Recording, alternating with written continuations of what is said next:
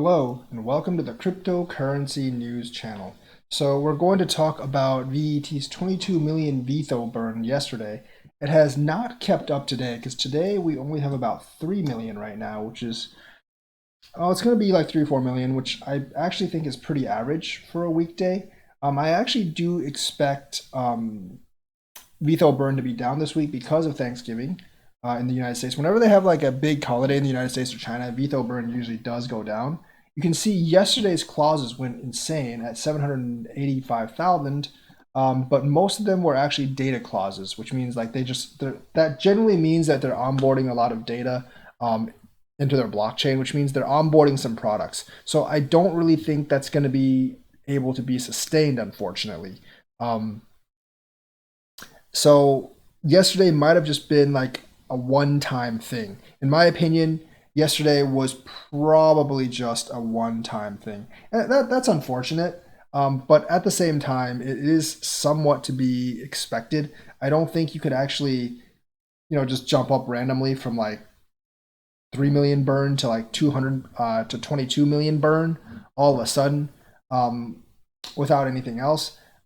As you can see today, the data clauses have kind of gone back down to normal, which means they might be resting on onboarding, or they're done onboarding since yesterday. But they weren't actually doing like VET clauses or VETHO clauses yesterday, or like there wasn't like a huge jump in VET or VETHO clauses, but it was just basically like data clauses, which means they're putting a lot of data on the blockchain. So my guess is that is like a one time or like thing or compacted into a very short time period. We might have some other onboarding later. Maybe like the next half of today we'll actually see that as well.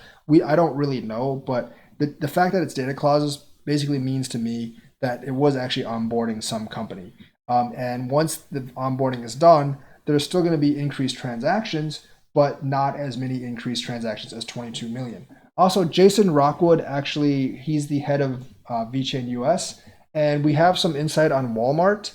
The expansion of Walmart onto VeChain is not as big as some people expected. It says during 2019 and the first part of 2020, Walmart China plans to increase the number of products traced using blockchain from 23 to 33. Now remember, a Walmart supercenter typically has thousands of products. Now some people say like they're talking about 23 SKUs to 33 SKUs, or 23 product lines to 33 product lines, and a product is not quite an item.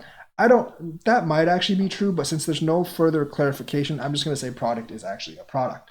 So they are increasing their product line by about 50%, but considering that Walmart sells thousands of products, that's only a very small portion of Walmart. They are looking to track basically all meat, rice, mushrooms, and cooking oil eventually. So it'll be probably like a multi-year step process, but hopefully by the end of next year, we'll see a lot of transactions going through Walmart China. So Walmart China is expanding their product line on VeChain, but they're not quite doing it as fast as some people want.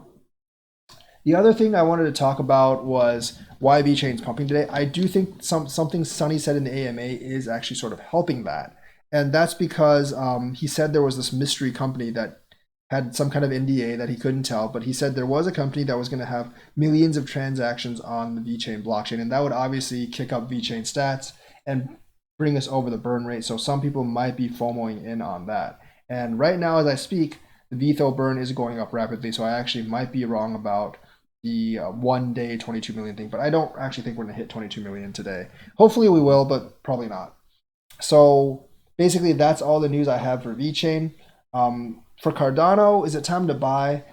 The thing is, like, if if the staking were to have some kind of price effect, I think I would have seen at least some of it by now. People getting excited, but I think the reason is Cardano's actually delayed so many times that people are wanting to see some progress on it first. So technically, like they hopefully they can actually buy after like they see that staking actually works. And they won't just sell the news. There's actually not much news to sell anyways because there wasn't actually a pump in the first place to buy.